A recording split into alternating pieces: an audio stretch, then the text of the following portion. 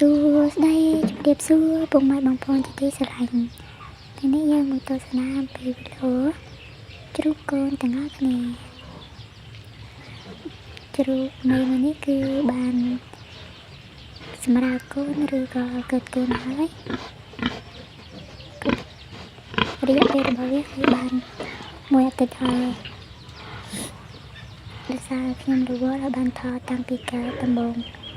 អត់បាននៅផ្ទះរវល់ទៅច្រើននេះទៅតែមានពេលដែលថតនឹងចែករំលែកបងប្អូនកូនរកនេះកូនបាន13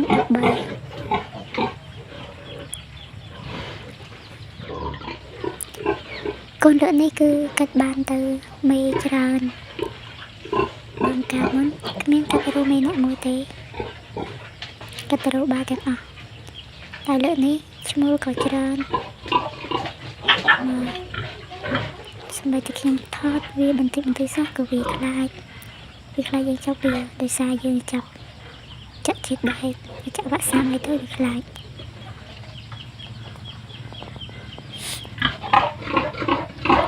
គឺវាធំល្អណាស់បងប្អូនអើយកូនជ្រូកនេះដោយសារមេរបស់វាធំដែរដំបូងកាលវាគ្រប់ខែប៉ុន្តែវាតាមកើតប្រហែលថ្ងៃពីថ្ងៃទៀតបានកើតពីអ្នកមកជជែកគ្នាថាជ្រូកនេះហើយជាកូន5នេះលើកនេះនោះកាលមិន6លើកនេះខ្លះជា5ហើយមានណាទៅពេលថ្ងៃកើតចាវាកើតមកក៏ស្រួលដែរកើតម្ដងស្រួលមេនេះបងប្អូនអាចទស្សនាទៅតាមវីដេអូនេះបានគឺជ្រូករបស់ខ្ញុំនេះគឺវាកាចមែនប៉ុន្តែពេលវាកូន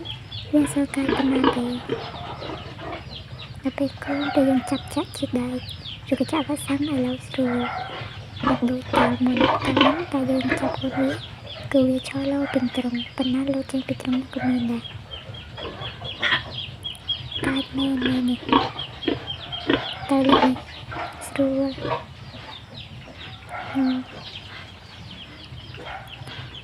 បើដាក់បាយស៊ីនឹងដាក់នឹងស្នូកនឹងស៊ីទេដាក់នឹងស្នូកវាឈ្មោះចេញពីស្នូកនោះ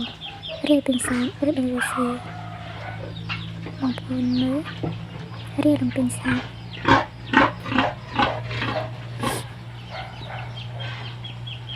តែយ៉ាប់តែម្យ៉ាងទេពេលវាជុះគឺវាអត់ជុះវាក្រោមវាទៅជុះចិត្តស្នូកនោះឯងជុះអត់ដឹងថាកន្លែងដាក់បាយតែជុះដល់ហើយជុះតែនឹងស្នូកឯងវាក្រោមវាមកពេះអត់ជុះទេជុះ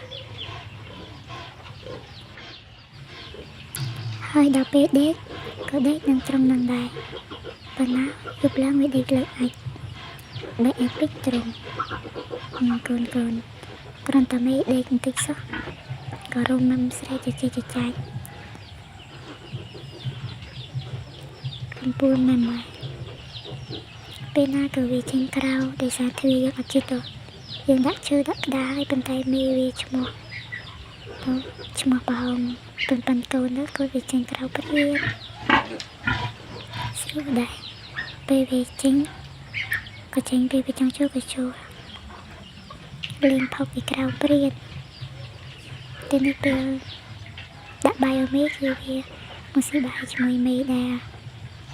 មើលបងប្អូនមើលល្អម្ល៉េះណោះហើយវីដេអូរបស់ខ្ញុំគឺមានតែប៉ុណ្ណឹងហើយបើបងប្អូនជួយចុច Subscribe ដល់រូបសញ្ញាកណ្ដឹងទាំងអស់គ្នាផងបាយ